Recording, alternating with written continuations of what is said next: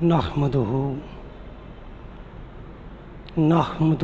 ونصلي ونسلم على رسوله النبي الكريم اما بعد فاعوذ بالله من الشيطان الرجيم بسم الله الرحمن الرحيم اقم الصلاة لذکری صدق اللہ العلی العظیم وصدق رسولہ النبی الکریم۔ معزز حاضرین و ناظرین گرامی قدر، عزیز طلباء و طالبات، آج ہمارا موضوع ہے ادائیگی نماز کی عقلی توجیہات۔ اس حوالے سے باری تعالیٰ نے قرآن حکیم کی سورہ طٰہٰ کی آیت نمبر 14 میں ارشاد فرمایا وَأَقِمِ الصَّلَاةَ لِذِکری، قائم کرو نماز کو میرے ذکر کی خاطر، میری یاد کی خاطر نماز کو بپا کرو۔ حاضرین و ناظرین گرامی قدر، بلا شبہ نماز اللہ کی یاد کے لیے ہے، اور اس نماز کو باری تعالیٰ نے دین کا ستون بنایا ہے۔ نماز کو اپنی ذات میں قائم کرنا در حقیقت دین کی عملی تعلیمات کا ثبوت فراہم کرنا ہے۔ یہ نماز ایمان کا نور ہے، اور یہ انسانی سینوں اور دلوں کے لیے شفا ہے۔ یہ نماز اللہ کی بہترین حمد و ثنا ہے، اور اس کی نعمتوں کا واضح اعتراف ہے، اور عمل صلاۃ سراسر شکرانہ نعمت عزدی ہے۔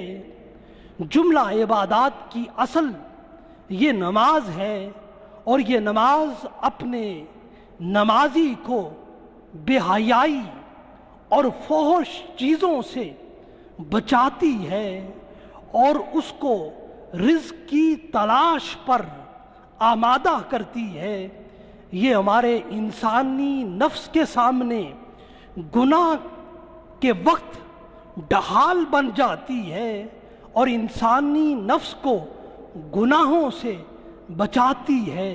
نفس اپنے فطرتی رجحان میں برائی کی طرف میلان و رجحان رکھتا ہے، مگر نماز اس کے فطرتی رجحان کو نیکی اور خیر کی طرف مائل اور راغب کرتی ہے۔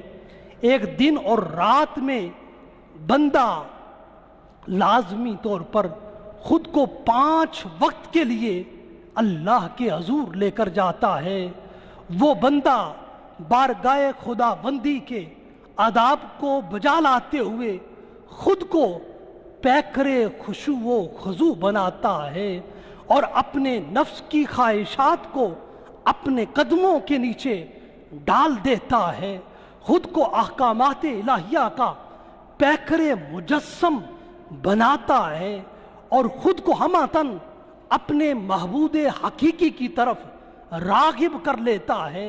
ایک نمازی شخص اپنے نامہ اعمال میں سے گناہ صغیرہ کو دور کرتا ہے۔ جب وہ 5 وقت کے لیے نماز میں حاضری کے لیے اللہ کے حضور آتا ہے، تو وہ عالم محسوس میں اپنے سر سے گناہوں کا بوجھ اتارتا ہے۔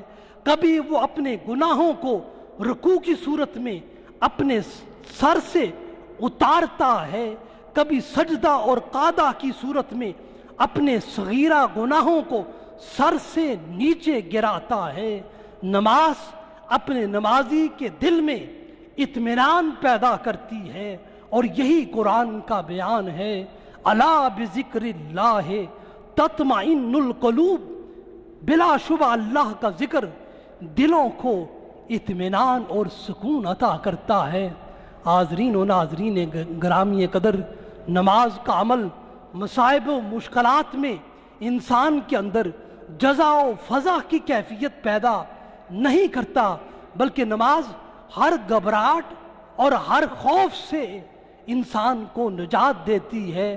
نماز انسان کے اندر بہت بڑا عمل صبر و تحمل پیدا کرتی ہے، اور یہ صبر و تحمل اعمال و اخلاق میں سے سب سے اعلیٰ عمل اور سب سے بہترین خلق ہے، جو نماز کے باعث باری تعالیٰ ایک نمازی کو عطا کرتا ہے۔ نماز در حقیقت ایک ایسے بڑے سخی کی بارگاہ میں آنا ہے جس کی شان عطا ہی عطا ہے۔ نماز انسان کو حرص و لالچ سے بچاتی ہے، اور اس کو ہر قسم کے خوف و خدشات سے محفوظ کرتی ہے، اور انسان کو دوسروں کے لیے سراپائے خیر بناتی ہے۔ مگر یہ اثرات اس وقت ایک نمازی کے وجود میں پیدا ہوتے ہیں جب وہ اللہ کی مخلوق کے لیے سراسر نفع رساں بن جاتا ہے۔ گویا نمازی وہ ہے جس میں کسی قسم کی علوون حرص و لالچ نہ ہو، اور جس میں کسی قسم کی گھبراہٹ جزوعاً نہ ہو۔ نمازی وہ انسان ہے جس میں دوسروں کے لیے خیر ہی خیر ہو، ہمدردی ہو، جس میں منوعاً دوسروں کو برائی سے خیر سے روکنے کی کوئی صورت نہ پائی جائے، پھر جا کر وہ مصلیین حقیقی نمازیوں میں شمار ہوگا۔ حاضرین و ناظرین گرامی قدر، نماز کا عمل انسان سے حرص و لالچ، گھبراہٹ و پریشانی اور بخل و کنجوسی کا خاتمہ کرتا ہے۔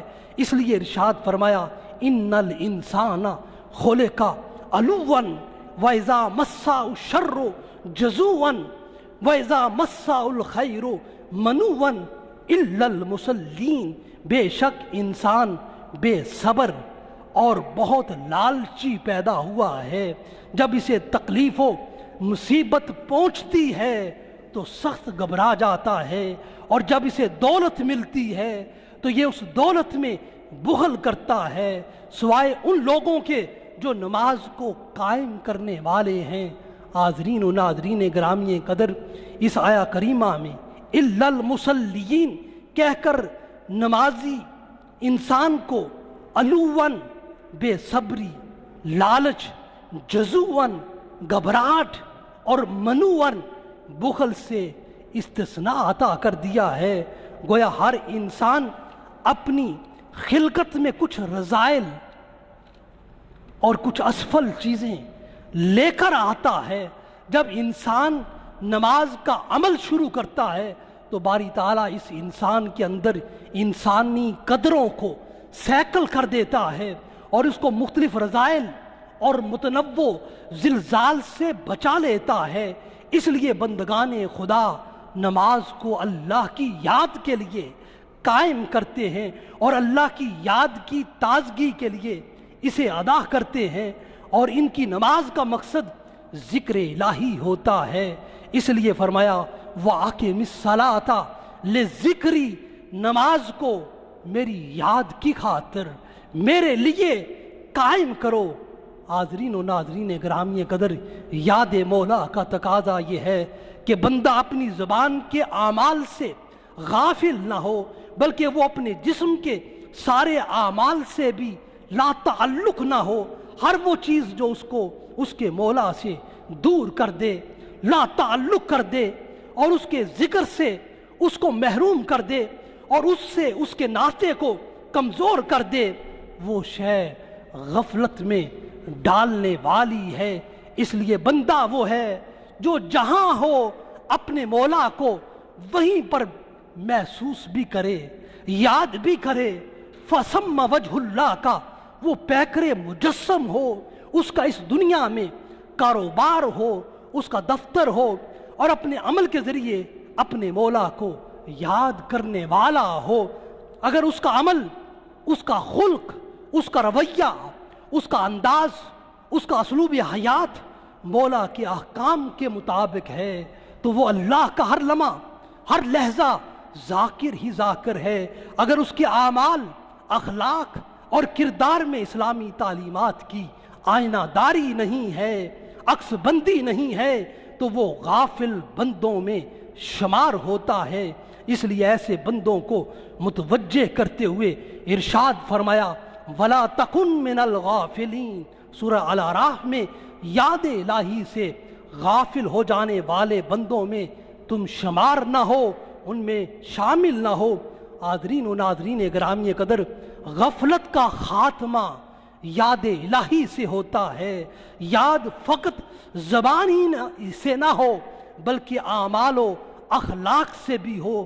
جب بندہ یہ جامع ذکر کرتا ہے تو وہ ذاکر بارگاہ خداوندی ٹھہرتا ہے، وہ زمین پر پھرتا ہے مگر صفات بندگی سے آراستہ ہوتا ہے اور صفات اولیائی سے مملو ہوتا ہے۔ ایسا بندہ پھر فقط ذاکر فی الصلاۃ ہی نہیں رہتا بلکہ وہ ذاکر فی کل الاحوال ہو جاتا ہے۔ یہ بندہ ذاکر سے اللہ کی بارگاہ میں مذکور ہو جاتا ہے، اور یوں یہ ذکر اس بندے کو اللہ کی بارگاہ کا شاکر بنا دیتا ہے، اور اس کی نعمتوں کو پانے کا اعزاز انعمت علیہم کا مستحق ٹھہرا دیتا ہے۔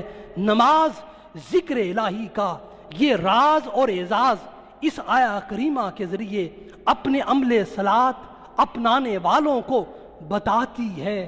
فَاذْكُرُونِي أَذْكُرْكُمْ وَاشْكُرُوا لِي وَلَا تَكْفُرُونَ، سورہ البقرہ کی آیت نمبر 153 میں ارشاد فرمایا سو تم مجھے یاد کیا کرو، میں تمہیں یاد کروں گا، اور میرا شکر ادا کیا کرو، میری ناشکری نہ کیا کرو۔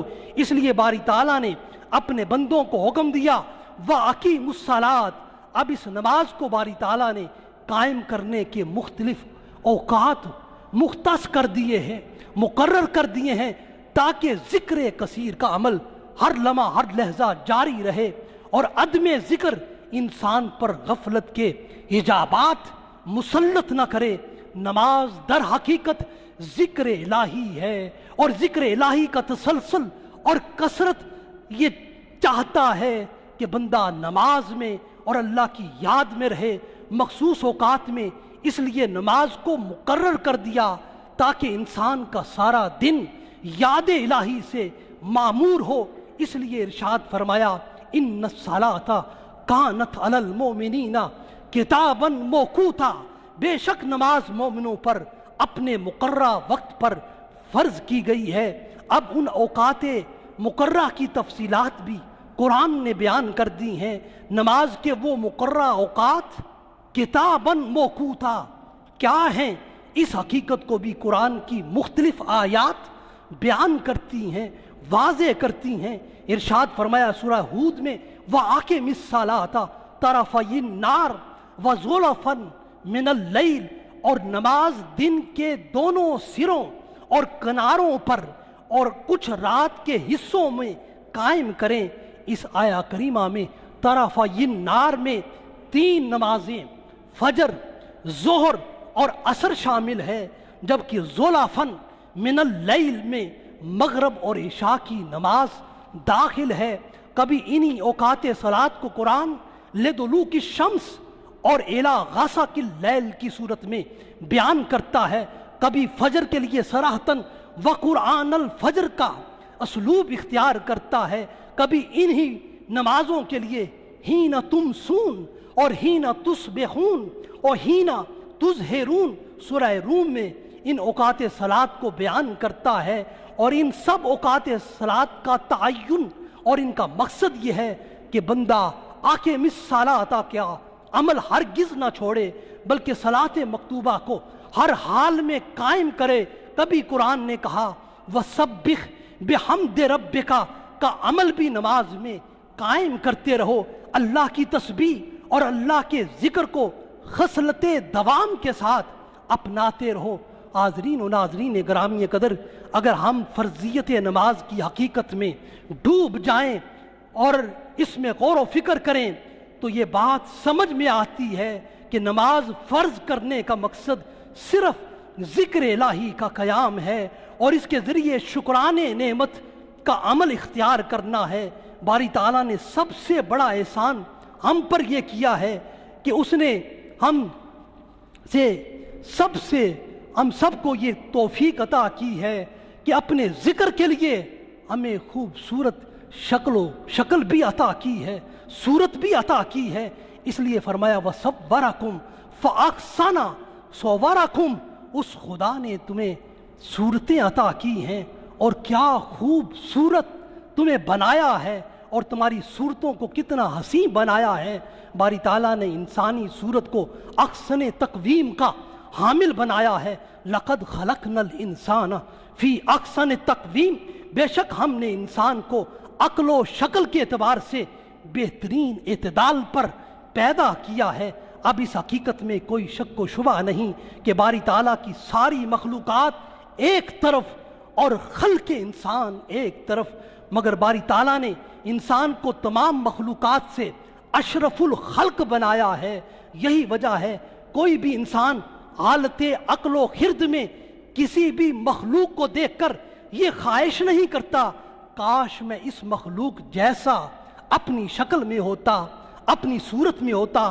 انسان کی صورت اور سیرت اتنی عظیم نعمت بھی تمام انسانوں اور تمام تر انسانی وجود کے حاملین سے یہ تقاضا کرتی ہے کہ ان امتیازی اور خصوصی انعامات خداوندی پر اس کی ذات کا اور اس کی بارگاہ میں شکر بجا لایا جائے، اور شکر کی اعلیٰ ترین صورت بندے کے لیے فقط نماز ہی نماز ہے۔ اس لیے نماز پڑھنا اپنے وجود کی نعمتوں پر اللہ کے حضور سجدہ شکر کو بجا لانا ہے۔ گویا نماز شکران نعمت کی اعلیٰ ترین صورت ہے۔ یہ انسان فَأَحْسَنَ صُوَرَكُمْ اور فی احسن تقویم کی متشکل عظیم نعمت ہی تو ہے جس کے باعث باری تعالیٰ نے اسے تمام مخلوقات سے اعلیٰ اور افضل بنایا ہے۔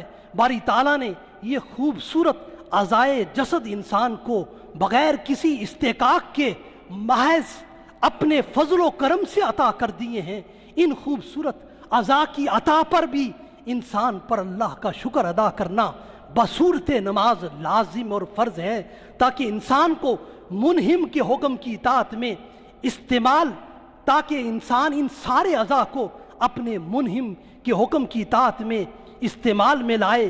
یوں ان اعضاء کی طرف سے بھی شکران نعمت کا فعل صادر ہو اور انسان ان اعضاء کو کبھی حالت قیام میں اور کبھی حالت رکوع میں، کبھی حالت سجدہ میں، کبھی حالت قعدہ میں جیسے چاہتا ہے استعمال میں لاتا ہے۔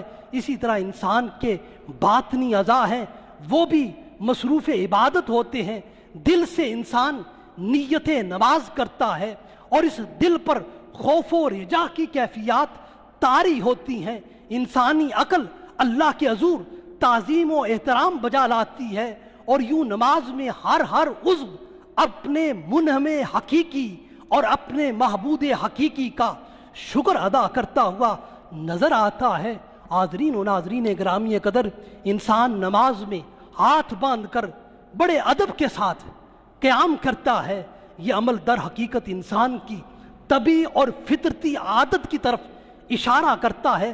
جب وہ اپنے سے بلند مقام و منصب کے حامل شخص کے سامنے کھڑا ہوتا ہے تو وہ سارے آداب بجا لاتا ہے، اس شخصیت کے ادب سے تجاوز نہیں کرتا، اور انسان کی یہ حالت عام مخلوق کے ساتھ ہے، اور وہ ذات بلند و بالا جو مالک اعظم اور خالق عظیم ہے، جب انسان اس کے سامنے قیام کرے تو اس کے خشوع و خضوع اور ادب و احترام کا عالم کیا ہوگا۔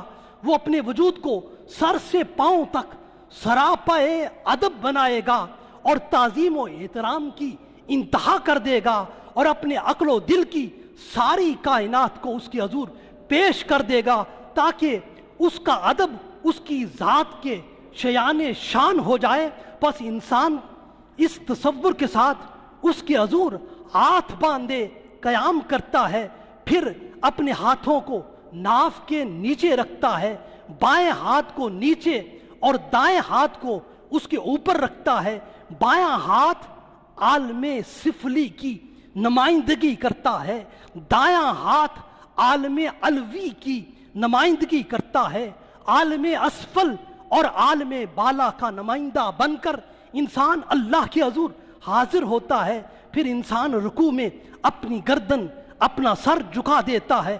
گردن انسان کی صفت کمال اور اس کے عجب اور خود پسندی کو ظاہر کرتی ہے۔ انسان اپنے مولا کے حضور اسے جھکا دیتا ہے اور انتہائی خشوع و خضوع کا اظہار کرتا ہے۔ اس عمل کے ذریعے اللہ کی بارگاہ کا بے حد احترام بجا لاتا ہے اور اعتراف کرتا ہے کہ وہی ذات اس امر کی مستحق ہے کہ اسی کے حضور انسان کا سر جھکے، اسی کے حضور انسان کی گردن عاجزی کا اظہار کرے۔ اس کے بعد انسان حالت سجدہ میں اپنا چہرہ زمین پر رکھ دیتا ہے۔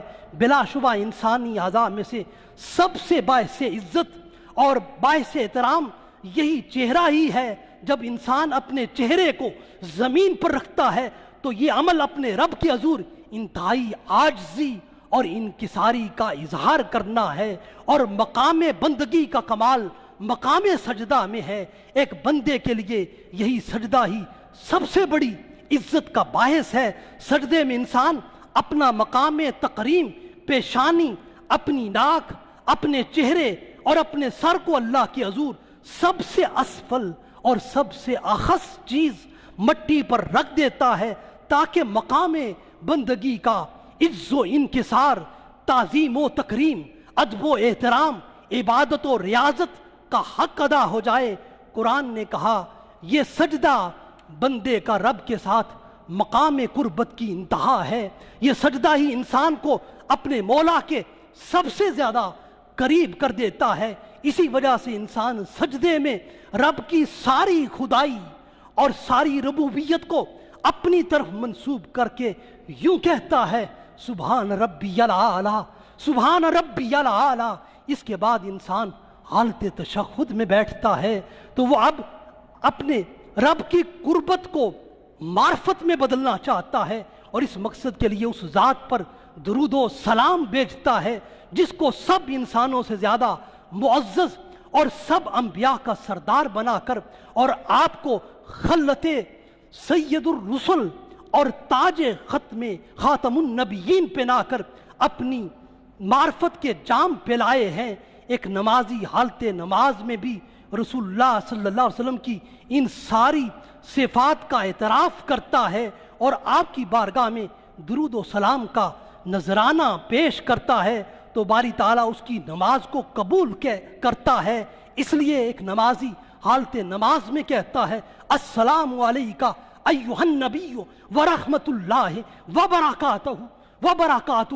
مزید آگے بڑھتا ہے، درود پاک کے نغمات آقا کی بارگاہ میں تحفے بھجواتا ہے۔ اللہم صلی علی محمد وعلی آل محمد کما صلیت علی ابراہیم وعلی آل ابراہیم انک حمید مجید الی آخری۔ رسول اللہ صلی اللہ علیہ وسلم کے ساتھ حضرت ابراہیم علیہ السلام کا ذکر بھی اس لیے کرتا ہے کہ رسول اللہ صلی اللہ علیہ وسلم کی بعثت اور اس امت کی آپ کے ساتھ نسبت دعائے ابراہیمی کا ثمر اور نتیجہ ہے جو انہوں نے تعمیر کعبہ کے وقت مانگی تھی۔ اب باری تعالیٰ اپنے محبوب اور اپنے خلیل کے واسطوں کے ساتھ مانگی ہوئی دعا کو قبول کرتا ہے۔ یہ دعا نماز کی قبولیت کی اور نماز کی تکمیل کی نوید ثابت ہوتی ہے۔ چنانچہ نمازی اپنے دائیں اور بائیں فرشتوں اور اہل ایمان کو سلام کرتے ہوئے اپنی نماز کو اختتام کی طرف لے کر آتا ہے، اور یوں یہ نماز اس کو منزل عالی فاذکرونی اذکرکم پر فائز کر دیتی ہے۔ حاضرین و ناظرین گرامی قدر، آج کی جدید دنیا میں انسان کے پاس اپنی صحت اور جسمانی ورزش کے لیے بھی ٹائم نہیں ہے، اگرچہ اس نے اپنے جسم کو اپنے کام کاج میں بہت زیادہ مصروف کر لیا ہے، مگر اس کے پاس جسم کو تندرست اور صحت مند तवाना और चुस्त रखने के लिए वक्त की खासी किल्लत है।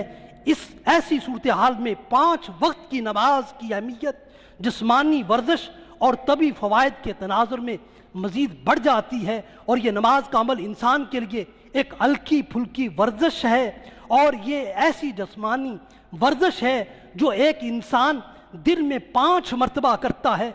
इसमें तसलसल होने की वजह से बहुत ज़्यादा फ़ायदा मुयस्सर आता है। इसलिए फिजियोथेरापी के माहिरीन कहते हैं इस वर्जिश का और उस वर्जिश का कोई फ़ायदा नहीं जिसमें तसलसल ना हो या इतनी ज़्यादा की जाए कि जिस्म ही थक जाए। बारी ताला ने अपने हुक्म को भी इंसानी मनफियत में डालते हुए नमाज पढ़ने का हुक्म दिया है। नमाज एक ऐसा अमल इबादत है जिसमें वर्जिश और फिजियोथेरापी की तमाम सूरतें आला अंदाज में पाई जाती हैं। इसलिए बारी ताला ने एक मोमिन और एक मुनाफिक की नमाज में यही फ़र्क बयान किया है कि मोमिन की नमाज निशात व चुस्ती, तरोताज़गी और भरपूर तवानाई के साथ होती है, जबकि एक मुनाफिक की नमाज सरासर सुस्ती और काहिली की नमाज होती है। इसलिए इरशाद फरमाया वइज़ा कामू इलस्सलात कामू कुसाला, को जब भी नमाज के लिए खड़े होते हैं तो सुस्ती के साथ और काहिली के साथ अल्लाह की बारगाह में हाजिर होते हैं। ये मुनाफिकीन की नमाज है। तो मुनाफिकीन हमेशा सुस्ती और गफलत के साथ नमाज को अदा करते हैं। आदरीन ग्रामी कदर, नमाज तादील अरकान के साथ अदा की जाती है और ढीले ढाले तरीके से नमाज का ना कोई शरई फ़ायदा है, ना कोई रूहानी इसका फ़ायदा है, और ना ही तिब्बी और जिस्मानी फ़ायदा है। जब इंसान सही तौर पर तादील अरकान के साथ नमाज पढ़ता है तो नमाज की अदायगी का यही तरीक़ाकार इंसान के कोलेस्ट्रॉल लेवल को मोतदिल और मुतवाज़न रखता है, और यही तरीक़ा सलात इंसान के लिए शिफा बन जाता है। इसलिए रसूलुल्लाह सल्लल्लाहु अलैहि वसल्लम ने अपनी उम्मत के हर छोटे और बड़े शख्स को नमाज के अमली क़याम की तरगीब देते हुए इरशाद फरमाया फ़इन्न फ़िस्सलाति शिफ़ाउन, फरमाया बेशक नमाज में शिफा है। जदीद साइंसी तहकीक के मुताबिक कोलेस्ट्रॉल वो चर्बी है जो हमारी शरियानों में जम जाती है और रफ्ता रफ्ता हमारी शरियानों को तंग कर देती है, और इसके नतीजे में ब्लड प्रेशर बढ़ जाता है, अमराज कल्ब में इजाफा हो जाता है, फालज का हमला होने लगता है, और ये सारी बीमारियां वर्जिश न करने की वजह से लाहिक होती हैं। जो शख्स पाबंदी से नमाज पढ़ता रहे वो इन अमराज से महफूज रहता है। और नमाज का ये अमल एक नमाजी को रोज़ाना 5 मरतबा हल्की फुल्की वर्जिश से गुजारता है। खाना खाने के बाद हमारे कोलेस्ट्रॉल की मिकदार बढ़ जाती है। इसको तहलील करने का एक फितरती और सादा तरीका यही है कि इंसान खुद को नमाज पंजगाना के अमल में मसरूफ़ कर ले। जिन औकात में इंसान अमूमन खाना खाता है उन नमाज़ों की तादाद रकत ज़्यादा रखी गई है, जैसे ज़ोर और इशा की नमाज है। इसी तरह रमज़ान मुबारक में भरपूर इफ्तारी की वजह से सलात इशा के बाद मज़ीद 20 रकतों का इजाफा कर दिया है। रसूलुल्लाह सल्लल्लाहु अलैहि वसल्लम ने कोलेस्ट्रॉल की मिकदार और लेवल को मोतदिल रखने के लिए नमाज में पाबंदी की उम्मत को हदायत कर दी थी, और यही वो हकीकत है जिसको आज 1400 साल के बाद साइंस पा रही है। जबकि इस हकीकत को रसूलुल्लाह सल्लल्लाहु अलैहि वसल्लम ने अपनी उम्मत पर यूं मुनकशिफ किया। इरशाद फरमाया अज़ीबू तआमकुम बिज़िक्रिल्लाहि वस्सलात, फरमाया अपनी खुराक को, अपने खाने को में जो कोलेस्ट्रॉल बढ़ जाता है इसकी मिकदार को अल्लाह की याद और नमाज के ज़रिए से ख़त्म करो। आदरीन ग्रामी कदर, अगर इस हदीस मुबारक के मुताबिक हम पंजगाना नमाज के अमल को इख्तियार कर लें और तो हम अमल सलात के ज़रिए अपने जिस्म के हर उज़्व को हल्की फुल्की वर्जिश से गुजार सकते हैं। यूँ इस आसान तरीक़ से हम जिस्म को तमाम अमराज से महफूज और सेहतमंद बना सकते हैं। जब एक नमाजी हालत नमाज में अपने हाथों को कानों तक उठाता है तो इस अमल के ज़रिए उसके बाजुओं, गर्दन और शानों के पट्ठों की वर्जिश होती है। दिल के अमराज में मुब्तला लोगों के लिए ये वर्जिश और ये अमल इंतहाई मुफीद है। इस अमल से फालज का ख़तरा भी टल जाता है। नमाज में क़याम करने से भी दिल का बोझ हल्का हो जाता है। यूँ इंसान का वज़न दोनों पाँव पर यकसां पड़ता है, आंखें सजदा की जगह पर لگی رہنے کی وجہ سے دل بھی یکسو ہو جاتا ہے اور خون کی روانی میں بھی آسانی ہونے لگتی ہے۔ رکوع کا عمل کرنے سے بلائی نصف جسم جھکتا ہے، جس کی وجہ سے خون کی پمپنگ زیادہ ہو جاتی ہے، اور رکوع کرنے سے پنڈلیوں اور ریڑھ کی ہڈی، ناف اور گردن کے عضلات کو فائدہ پہنچتا ہے۔ اعصابی تناؤ سے انسان کو قوت حاصل ہوتی ہے، اندرونی سطح پر پیٹ کے عضلات پر دباؤ پڑتا ہے، اور یوں انسانی جگر، آنتوں، گردوں اور مثانوں کی مالش ہوتی ہے، جس سے انسانی اعضاء کو ایک تسکین اور فرت نصیب ہوتی ہے۔ اور رکوع کے عمل سے معدے اور آنتوں کی خرابیاں دور ہوتی ہیں، پیٹ کے عضلات کا ڈھیلا پن ختم ہوتا ہے، رکوع سے حرام مغز کی کارکردگی میں اضافہ ہوتا ہے۔ جن لوگوں کے اعضاء سن ہو جاتے ہیں اور وہ رکوع کے ذریعے اس تکلیف سے نجات پا سکتے ہیں، اور اس رکوع سے کمر درد کے مریض بھی جلد صحت یاب ہونے لگتے ہیں، اور رکوع کے ذریعے گردوں میں پتھری بننے کا عمل سست پڑ جاتا ہے، حتیٰ کہ پتھری جلد جسم سے اس رکوع کی وجہ سے نکل جاتی ہے۔ رکوع سے ٹانگوں کی بیماریاں، فالج کے مریض اور جن کی جلد جل جاتی ہے، وہ اس عمل کے ذریعے سے جلد صحت یاب ہو جاتے ہیں اور ان کی جلد پر جو خوش نما اثرات ظاہر ہوتے ہیں۔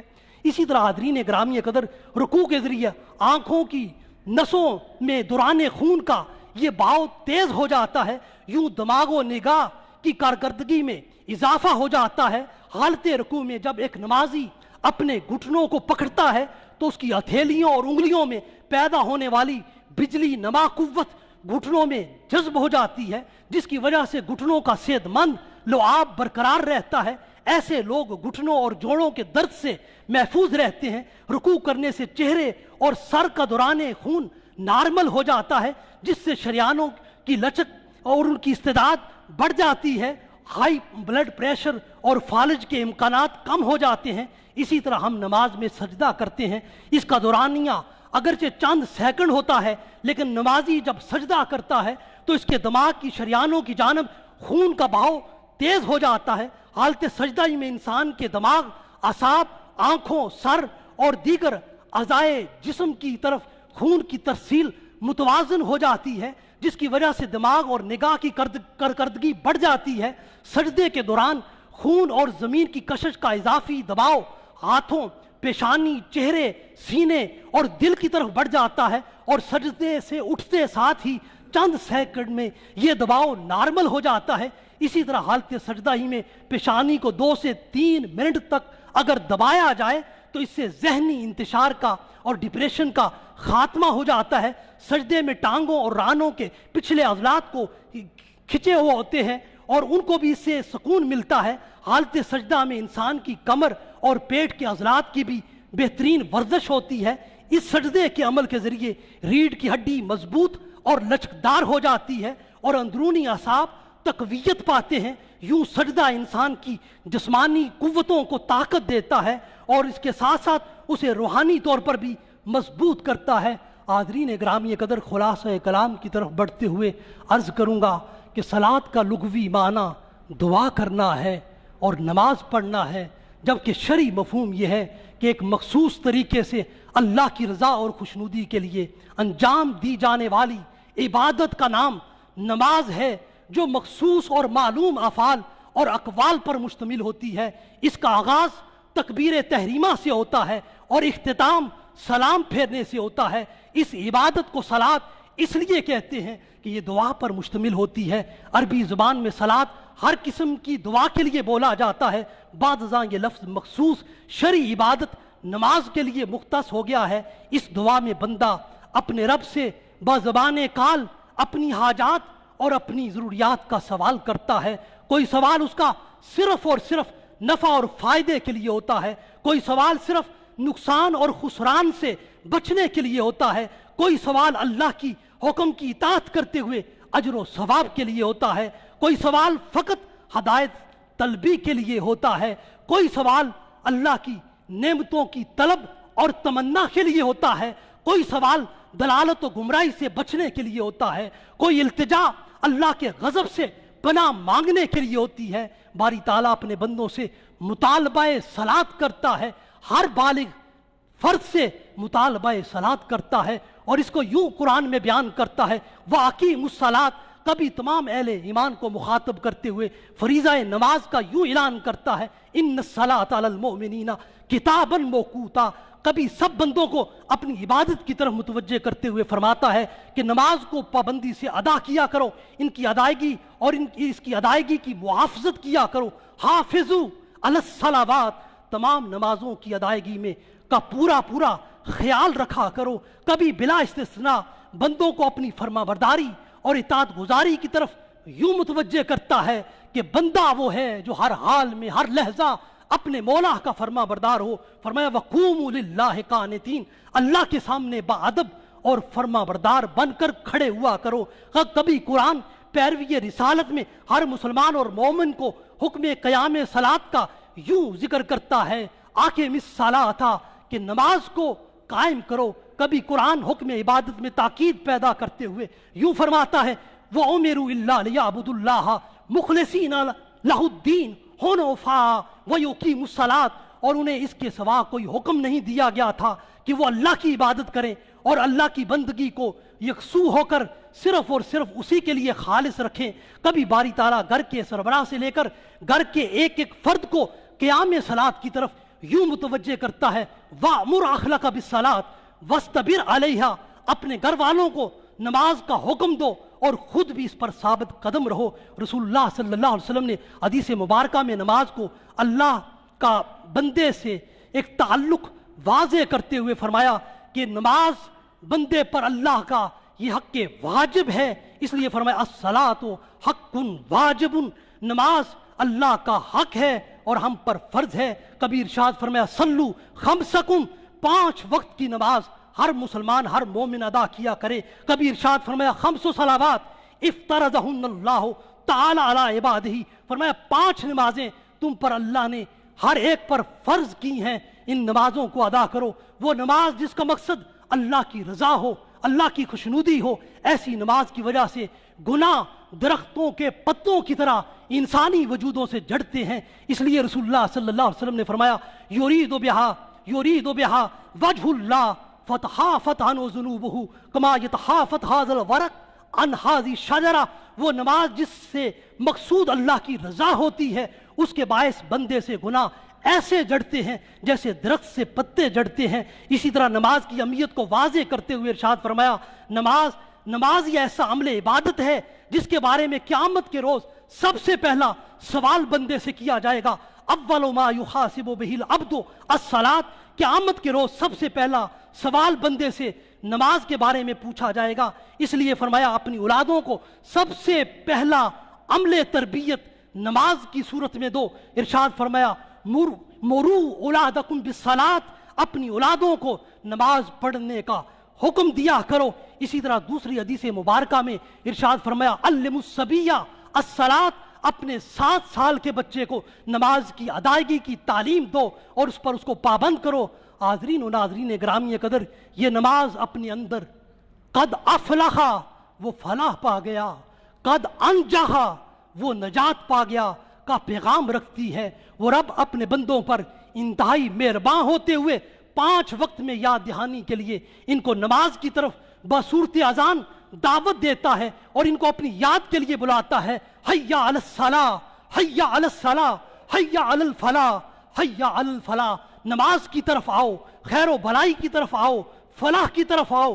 وہ رب ہو کر اور وہ ہر ایک چیز سے بے نیاز ہو کر لوگوں کو نہ صرف اپنی نماز کی طرف بلاتا ہے بلکہ انہیں آگاہ بھی کرتا ہے کہ فلاح کا راستہ اس زندگی میں نماز میں ہے۔ اور اذان کی صورت میں نماز کا تعارف ہی یہ کرایا جا رہا ہے کہ نماز در حقیقت فلاح ہی فلاح ہے، نجات ہی نجات ہے۔ اس فلاح اور نجات کی طرف رسول اللہ صلی اللہ علیہ وسلم کی ذات و تعلیمات ہمارے لیے مذکر، یاد کروانے والی ہے۔ اس لیے فرمایا فذکر انما انت مذکر، آپ بار بار ان کو خیر و نصیحت کی طرف، عبادت و ریاضت کی طرف، اللہ کی بندگی کی طرف ان کو بلاتے رہیے۔